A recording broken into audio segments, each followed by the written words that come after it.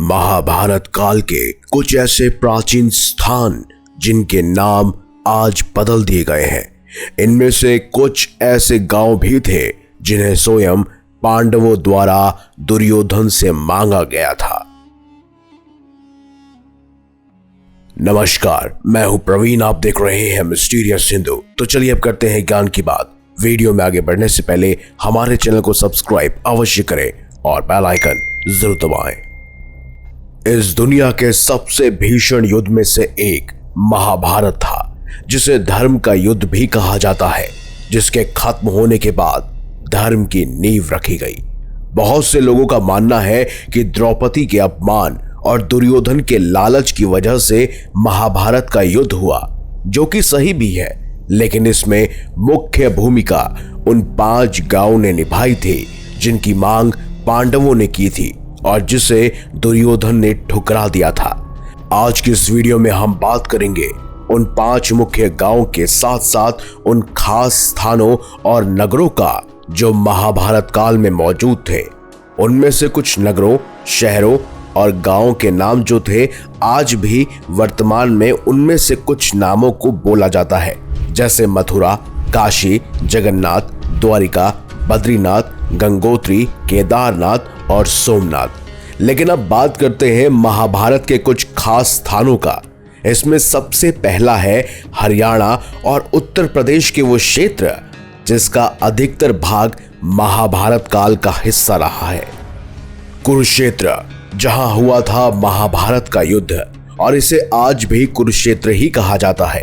कुरुक्षेत्र के पास अभिमन्युपुर था, जिसे वर्तमान में अमीन के नाम से जाना जाता है। कुरुक्षेत्र के पास ही जयंता नामक क्षेत्र है, जिसे वर्तमान में जिंद कहा जाता है। वहीं पानीप्रस्थ को अब लोग पानीपत के नाम से जानते हैं। वहीं सोनप्रस्थ को अब सोनीपत और व्याघ्रप्रत अब बागपत बन गया है। वैसे बागपत उत्तर प्रदेश का एक क्षेत्र है और हाल ही में यहाँ हुई खुदाई में महाभारत काल के प्राचीन अवशेष पाए गए हैं, जिसमें बागपत से 4000 वर्ष पुराना एक रथ मिला है और इस रथ और उसके पहिए में अच्छी क्वालिटी का तांबा लगा हुआ था, जिसके चलते ये इतने हजारों वर्षों तक सुरक्षित रहा। बागपत उसी हस्तिनापुर के ऐतिहासिक साम्राज्य का हिस्सा है जो कुरुवंशों की राजधानी था। इसी बागपत के पास बरनावा है, जिसका उल्लेख महाभारत में प्राचीन गांव वर्णावत के रूप में किया गया था। बरनावा गांव में महाभारत काल का लाक्षागृह टीला भी मौजूद है। ये वही लाक्षागृह है जहां पर दुर्योधन ने पांडवों को मारने का प्रयास किया था। यहाँ पर एक सुरंग भी है जो हिंडन नदी के किनारे पर खुलती है और कहते हैं इसी सुरंग के रास्ते पांडव लाक्षागृह से बचकर भागे थे। इन्हीं गांव के लिए महाभारत का युद्ध लड़ा भी गया था। ये पांडवों द्वारा मांगे गए 5 गांवों में से एक था। दरअसल वो 5 गांव कोई और नहीं बल्कि पानीपत, सोनीपत, बागपत, तिलपत और बरनावा थे। वहीं महाभारत में मौजूद अन्य स्थानों की बात की जाए तो हस्तिनापुर भी उनमें से एक है, जो महाभारत का मुख्य नगर था, जिस पर कुरुवंश का आधिपत्य था। कहते हैं राजा हस्तिन के नाम पर इसका नाम हस्तिनापुर पड़ा। आज ये स्थान मेरठ के पास है।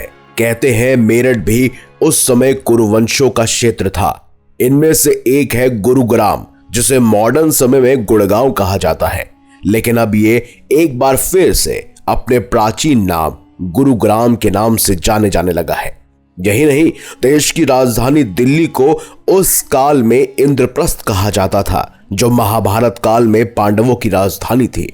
दिल्ली में मौजूद पुराना किला पांडवों ने ही बनवाया था।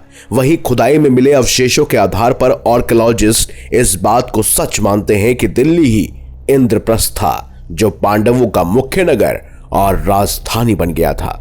इसके अलावा द्रौपदी की नगरी पांचाल भी महाभारत का एक अभिन्न हिस्सा रहा है, जिसके क्षेत्र में बरेली, बदायूं और फर्रुखाबाद आते हैं।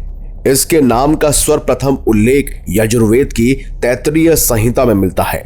पांचाल को 5 कुल के लोगों ने मिलकर बसाया था, जिसे कीवी, केशी, संजय और तुर्वस्र साथ ही साथ सोमक कहते हैं। पांचालों और कुरु जनपदों में हमेशा लड़ाई झगड़े चलते ही रहते थे। इसके अलावा अंग प्रदेश, जो कि अब भागलपुर बन चुका है, जिस पर स्वयं कर्ण का आधिपत्य था और वो भी दुर्योधन ने ही कर्ण को अंग प्रदेश का राजा बनाया था। इसके अलावा विराटनगर, जहां पांडवों ने अपना अज्ञातवास बिताया, जो इस समय वर्तमान में बैराट राजस्थान के जयपुर जिले का एक खास शहर है। भगवान श्री कृष्ण की नगरी द्वारिका को तो आप सब जानते ही हैं, वो गुजरात के समुद्र तट पर मौजूद है। वहीं हड़प्पा और मोहनजोदाड़ो भी महाभारत काल की सभ्यता है, जिनका अंत महाभारत के युद्ध से ही शुरू हुआ था। खैर, ये तो बात रही भारत की। महाभारत के कुछ ऐसे स्थान भी थे जो विदेशों में आज भी मौजूद हैं। इनमें से कुछ खास नगर और शहरों के नाम बदल दिए गए हैं और वो इस समय अफगानिस्तान में मौजूद है। जैसे कि आज का काबुल पहले कुंभा नाम से जाना जाता था। शकुनी की राजधानी गांधार अब कंधार के नाम से जाना जाता है। अभी मौजूद बल्ख पहले बालिहिक के नाम से जाना जाता था। वखान पहले वोकान के नाम से जाना जाता था। वहीं अफगानिस्तान में मौजूद बगराम पहले कपीशा के नाम से जाना जाता था। वहीं इसके अलावा पामीर मेरू के नाम से, बदखशा कंबोज के नाम से, पेशावर पुरुषपुर के नाम से, स्वात सुवास्तु के नाम से और चारसद्दा पुष्कलावती के नाम से जाना जाता था। वहीं इस समय गांधार जनपद के जो क्षेत्र है वो वर्तमान में अफगानिस्तान का ईस्टर्न पार्ट और पाकिस्तान का वेस्टर्न पार्ट में मौजूद है। गांधार का अर्थ होता है सुगंध। इसका महाभारत में भी वर्णन था। गांधारी गांधार देश के सुबल नामक राजा की कन्या थी, जिनका विवाह धृतराष्ट्र से हुआ और इसके बाद गांधार के राजा बने शकुनी। कहते हैं गांधार में कई सारी छोटी छोटी रियासतें मौजूद थी, जैसे कि अभिसार, पुष्पुर, और कहते हैं कि तक्षशिला तो यहाँ की राजधानी थी। इसका अस्तित्व 600 ईसा पूर्व से 11वीं सदी तक रहा। वहीं कंबोज भी अफगान, पाकिस्तान और कश्मीर के कुछ खास क्षेत्रों को मिलाकर बना था। वहीं इसकी राजधानी राजपुर थी, जिसे वर्तमान में राजौरी कहते हैं। यह भारतीय कश्मीर में स्थित है। वहीं पाकिस्तान का हजारा जिला भी कंबोज के अंतर्गत ही था। उस काल में ईरान को पारस्तीय देश कहते थे, जहां पर अस्वाका का साम्राज्य था। वहीं इराक में पहलावा का साम्राज्य भी था। उत्तर मद्र, जिसका नरेश स्वयं जरासन था, उस मद्र और उत्तर कुरु को वर्तमान में किर्गिस्तान कहा जाता है। वहीं महाभारत काल के परम कंबोज और हाराहूण प्रेजेंट में इस समय तजाकिस्तान के नाम से जाने जाते हैं। वहीं तिब्बत को त्रिविष्ट कहा जाता था, जहां ऋषिका और तुषारा नामक राज्य मौजूद थे। वंगा और पुंड्रु के क्षेत्र को वर्तमान में बांग्लादेश कहा जाता है।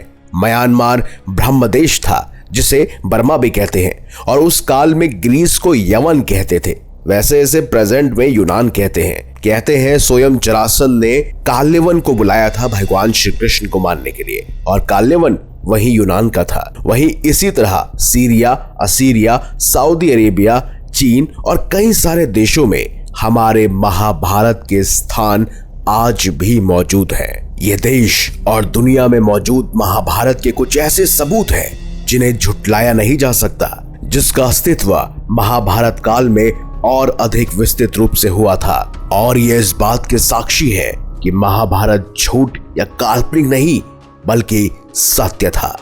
आपका क्या मानना है कमेंट बॉक्स में हमें अवश्य बताएं। अगर आपको ये वीडियो अच्छी लगी है तो इसे वीडियो को लाइक कीजिए, हमारे चैनल को सब्सक्राइब कीजिए और ज्यादा से ज्यादा शेयर भी कीजिए। तो मिलेंगे अगली बार एक नई खास वीडियो के साथ। तब तक के लिए देखते रहिए संपूर्ण ज्ञान का केंद्र बिंदु मिस्टीरियस हिंदू।